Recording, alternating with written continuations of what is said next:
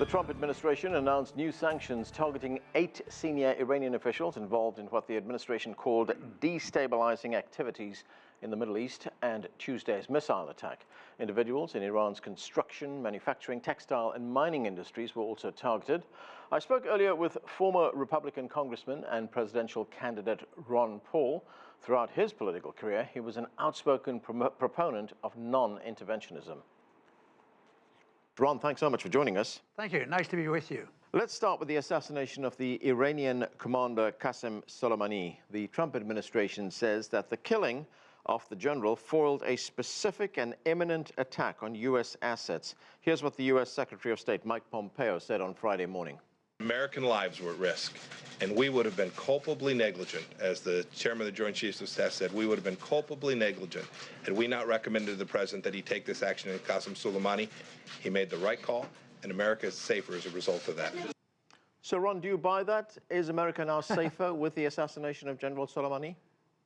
No, I feel like we're a lot more in danger because of it. And, you know, Pompeo isn't known for leveling with the American people. I know a lot of people buy into it through our media, but there's a lot of us that just don't, you know, accept what he says. And no, we're not safer. One thing they never do is define assets. You know, we have assets in 170 countries, so you could have almost everybody represents American assets. And the only time we complain is when they do something in their own national security. A country does that, then we say they're attacking our assets. We go over there, invade countries, and then somebody shoots at us, and they say they're attacking us. No, it's a lot of deceit.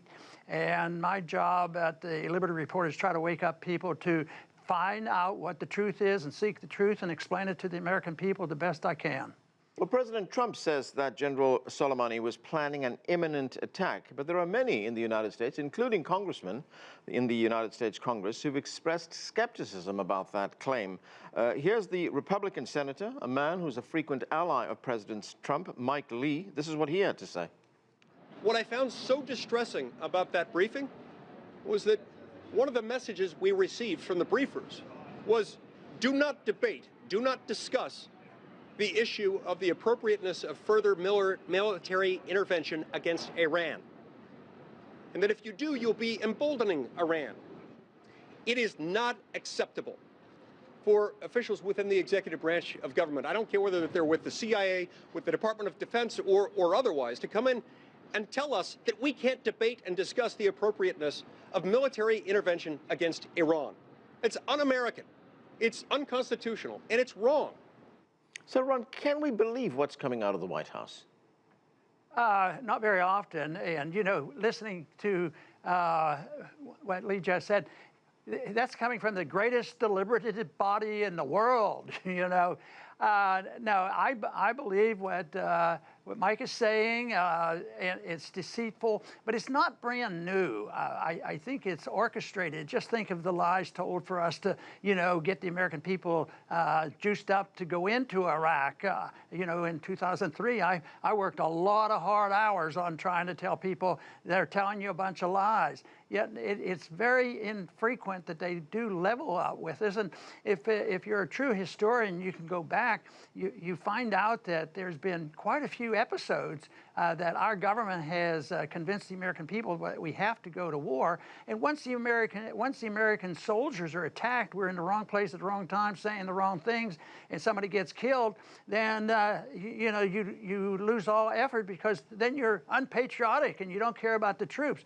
So it's a powerful enemy we have to contend with, because they are dealing with telling lies and motivating foreign policy based on these lies.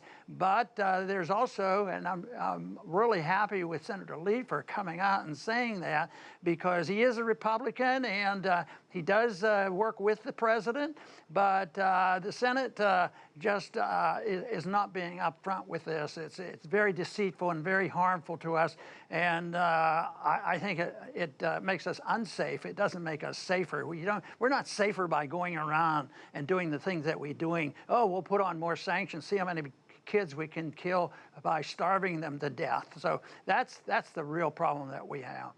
Right, and talking about sanctions, President Trump has now announced that he will be tightening economic sanctions against Iran. It seems that every few months something happens, the president says, well, I'm going to impose more sanctions right now. Do these sanctions serve any purpose besides causing great distress to the Iranian people? I mean, are they working? Well, it serves the purpose of the warmongers, because if the motivation here so much are the people who make profits from selling weapons and, financing the military-industrial complex. So, yes, and then the media plays the same role. So it's their purpose. I'm sure they don't sit down and say, well, let's see how many people we can kill. But they say, well, let's have an enemy. We always have to have an enemy. Back in 2003, it was Saddam Hussein. And even a couple of weeks ago, or last week, even Pence came up and suggested, that Iran helped 9/11. And the Iranians actually was trying to help us on sorting out 9/11. Yet Pence was saying that they participated in it, which is a lie. And looking at the events of the past few days, there was another development in the U.S. Congress, specifically in the House of Representatives, where the Democrats have the majority right now. They passed a war powers resolution, which was designed to limit the president's ability to wage war. It's largely symbolic, because for this to mean anything, it would also have to be passed by the United States Senate. But what are your thoughts on limiting the powers of the president to wage war? Well, it's so hypocritical to bring it up, because they'll say a few things in there. Oh, we're for peace, and we have to do this, and we have killed Soleimani because that's the way we prevent war. And they go on and on. So there's a couple words in that resolution. I say, yeah, that's probably true. But most of it was just built up to build up animosity. And there's some statements in there that said it's all Iran's fault. They're the champions of terrorism around the world. It said incessantly. I'm sure there's no perfection in that country like there isn't any place else. But, 9/11 is still very vivid in my mind. And it turns out that I think there were a few Saudis involved in the 9/11, like 15 of them. But nobody dare talk about that, because, the battle is between the Saudis and the Iranians. And we're on, of course, the side of the Saudis and Israel. And if we look at the wars that the United States has waged over the past 20 years, there was a study done by the Watson Institute at Brown University. It found that this has cost the U.S. taxpayer something like $6 trillion over the past 2 decades. What does America have to show after spending all that money? A debt. We have the debt and malinvestment. We have a contribution to a distorted economy. Our stock market's good, and the rich are doing well. The stock market and people in stock is fine. But we don't have really anything worthwhile to show. $6 trillion could go a long way. Now, somebody who comes from a liberal bent would say, yeah, I'd take that money and I'd do this, this, and this, and make everything better and take care of everybody. And that would be better than a war. A libertarian said, $6 trillion put back in the economy that wouldn't be directed just to building up the prices of stocks. The money is free to the banks and to the big corporations, and they buy back their own stocks. So they play this game of building up their empire. At the same time, our middle class is still suffering. How long has it been since, I don't think in all of our history, have we ever had a situation where we're having thousands of people on the street? It just looks horrible. It's so sad to see what's happening. So they want to subsidize it and create more of those problems. But my position is anything that we can do to get out of the war, because I consider sanctions war, and it leads to worse things. And this blame game going on serves the interest of people who say, well, I guess, even if we have some planes go down and blow up some stuff, we'll replace them again. And it's a big, big business. And that's a big problem, because they control the message too. They're in bed with the media, and that is a big problem. We're a long way off from a free market economy, and where we have a press that is not controlled by the government. If we look at what is going on now in the country, we hear these statements from the White House, from other officials in this administration. Do you see any parallels, any similarities between what is happening now and what happened in 2003 in the run-up to that war and invasion in Iraq? Well, I think the propaganda is very similar. They're just different players, and it's the same old story. But the conditions are much different. I mean, we spent all that money. In many ways, the result has been almost opposite of what they pretend, even behind the scenes, to be doing, because what they wanted to do was own Iraq and go back to the Shah of Iran, and we'll have control of the oil. And lo and behold, and it wouldn't take too many brilliant people to figure out, well, if we get rid of Saddam Hussein, who ruled the place with an iron fist, maybe the Shia in Iraq will join the Shia in Iran, and maybe they will be a more powerful force. And maybe instead of getting along with people in the world, and we were having benefits, you know, from the Cold War being ended, maybe that they could be continued. But no, we're driving them away. We drive the Iranians away. We link them up to the Iraqis. We sort of didn't do the job that the neocons wanted in Syria, and we have a coalition building with Russia and China.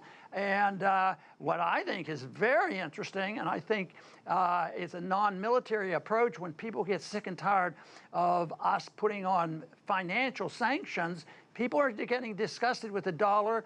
I think our foreign policy is in serious trouble from the neocon viewpoint, and we have failures from their viewpoint. At the same time, we're going to have economic problems. There's going to be a challenge because we can't keep spending $6 trillion on foreign policy that backfire and actually harm us and undermine our liberties here at home. If we go back to the last century, in his farewell address, President Dwight D. Eisenhower, he warned of the rise of what he called the military-industrial complex. You know, if we go 60 years, it's been 60 years since he said that. Is there any way to reverse this U.S. dependence on war and the military to drive its economy? Yes, there is, but it's not going to be because my institute has helped send people with different attitudes, and they go to Washington and they start voting differently and they bring troops on. That's not going to happen. I think intellectually we have to change attitudes, and so I work in education. But really, the reason why I have this bit of optimism is empires do end because they overreach, and I think we're at that position. I think the Soviet system had that problem, you know, and ironically with Afghanistan. So I think that we can't afford this. We can't afford these deficits. I think our foreign policy is going to see more holes in it, and we'll have to do something. We will have to reassess it, and that will be the time I'm hopeful that we will come to our senses, and that is why I'd like to contribute to proposing what we should be doing and what it would be like if we had a more peaceful, non-aggressive, non-interventionist, non-empire building foreign policy.